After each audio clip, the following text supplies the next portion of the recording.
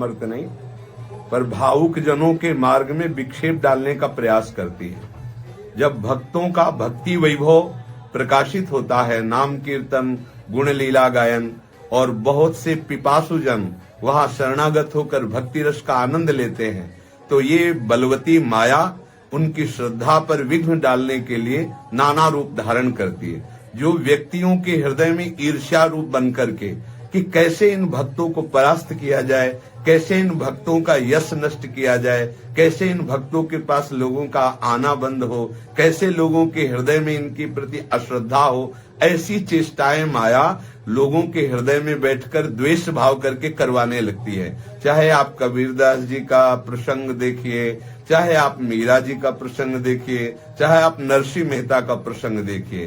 तो ये जो माया है ये सबसे पहले बुद्धि में आकर के मत्सरता और ईर्ष्या रूप धारण करके भक्त द्रोह रूपी महापराध प्रकट करती है। उनका जो परिणाम होगा सो होगा। अपने लोगों को अपने श्रद्धा और विश्वास को दृढ़ रखना है। ऐसे लोगों के द्वारा किए हुए प्रचार प्रसार या गंदी भावनाएं या ऐसे लोगों के द्वारा जो दोष दृष्टि करके वर्णन की गई बातें हैं उन पर ध्यान नहीं देना है, क्योंकि उनका ध्यान हमें अपने भक्ति में आकर्षित करना है, ना कि उनके द्वारा दिए गए मायाकृत दोषों को अपने ध्यान में रखकर भक्ति का मार्ग बाधित करना है। ये कलिकाल है, ये ऐसा रचना रचेगा, ये ऐसा प्रचार प्रसार करवाएगा कि भक्ति का ह्रास हो, भक्ति रहित हृदय हो और व्यभिचार, पाखंड, नाटक इसकी बढ़ोतरी हो। इसलिए सबसे प्रार्थना है कि ऐसे लोगों की भावनाओं का किंचन मात्र ना श्रवण करें, ना मन में विचार करें,